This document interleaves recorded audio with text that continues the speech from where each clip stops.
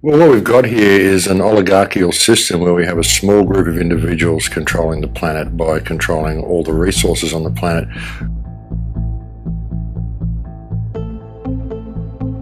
So that's the big problem. We basically got a situation where most of the world exists in a state of debt slavery. Well, virtually all the world does, everywhere the World Bank has got hold of anyway. I mean, I have no stake in the outcome of this experience. I'm here to hopefully make the world a little bit better by my presence in it. I'm only here for a breath. It's such a short ride. I mean, I'm 64 years old. I remember when I was a kid just the other day. So it's a really short ride. You can't really have a stake in the outcome of this and think that, well, I'm going to achieve this big thing and it's going to be this golden reality that I'm creating, because you're going to be gone soon. That's a given, you know.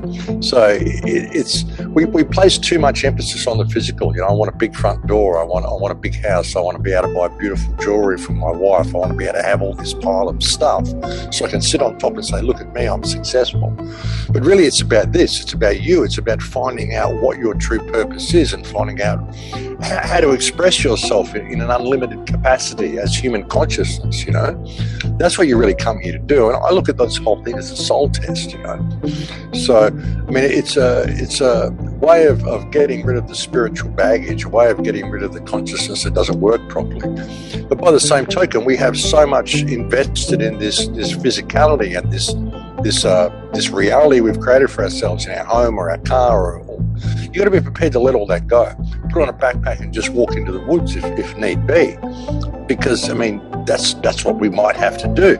But how many people can do that? How many people have still got the life skills to do that? So these are the sorts of things people need to start thinking about. You know, what do you need to do to survive? If the system was just to go away and disappear, and you were just dropped in the woods, could you survive? So you need to sort of start looking at yourself as a human being. What does it mean to be human? I mean, this is a great opportunity to rediscover yourself. It's a great opportunity to get rid of all the trappings of this fictional, pollutive, destructive society that we live in, and just come back to what it means to be human. So you can look at it that way.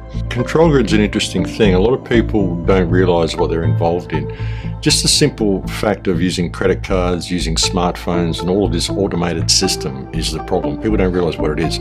This system we're being led into is the New World Order in itself. The 5G smart grid is the New World Order, the Internet of Things. It's the New World Order.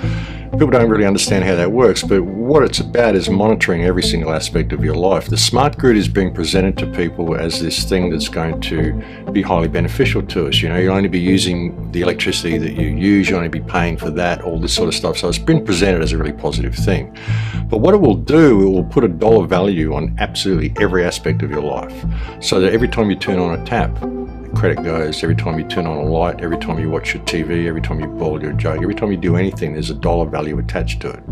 There's an interesting TV show that came out a couple of years ago called Black Mirror, and they had one episode of that where everybody, the only job they had was running on a treadmill or spinning a bike and just to accumulate credits, and they had to pay for every single action that they performed. And that's what the smart grid is. That's what we're being led into. And it's all about digital currency and control of everything. This time is so important in what's happening to humanity. Like, I think we've been given a choice. We can go in either one of two directions. And we really have to put down the fear and realize that the choice is ours to make. A lot of people aren't seeing that. They're waiting to be saved. And I think that's a big problem. People have to realize what's happening and embrace it themselves. I think a lot of what we're seeing here, I mean, humanity is right on a cusp at the moment. We really could go in either direction. You know, with all the technology that's coming online, it's all very well to think that, well, this can just free us. But unfortunately, people's hubris may get them into a little bit of trouble, because you've got to take into account the fact that the world is run by criminals who simply don't want to free us. And that is currently who's in control of a lot of the technology. So it's time for people to really step up to the plate with this and realize that we have to start embracing this ourselves, and we have to be the ones that are pushing in the direction that we want. And what about like you mentioned technology now, the blockchain is a real game changer. Well, the blockchain could be a game changer depending on how we play it, because people's hubris, again, may be what gets them in trouble with this. You know, when we go to the blockchain and we start to automate everything, which is what it seems to be happening, everything's becoming automated, you know, we're in danger of trading one type of government for a new type of government, which will simply be an AI government. And if that government is run by artificial intelligence, and it's really going to depend on how that operates. You know, there's new systems coming in, which I intend to talk about in my talk today, like a social crediting system that is coming online. It's already online in China, whereby they will penalise what you can and cannot buy depending on what your political views are. You know, in that sort of a situation, it doesn't matter how much money you may have on the blockchain or in Bitcoin, if you can't spend it on things because your person is simply denied certain services due to your political views, due to a social crediting system, which is what governs purchases, not necessarily the accumulation of wealth, but what governs purchases of airline tickets and things like this, then that's a danger that we've got to take into account as well. So again, it's going to depend on how we play it.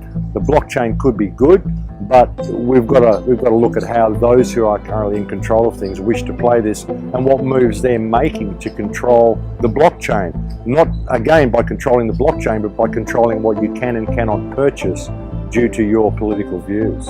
You know, what we have to understand is that by putting artificial intelligence in control of what we do, essentially we remove any accountability from the chain, because at the moment, as corrupt as our system is, there are still mechanisms in place which could be used to hold politicians accountable and to change the direction that we're going.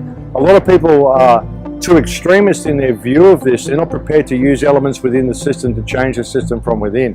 And I think we're in a really important window right now where we can do that, and we can prevent this entire type of social crediting system coming online. But if in everything we're doing, we're failing to factor into the equation the reality that this world is run by criminals. You know, and that's another important thing people need to look about AI and what is going to be running the system, is the fact that it's judging everybody according to their economic worth.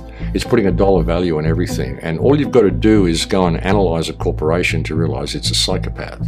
So when you've got a system that is putting an economic value on every human life and every human action, this is a psychopathic system that will discard people if they cannot pay for every action they perform.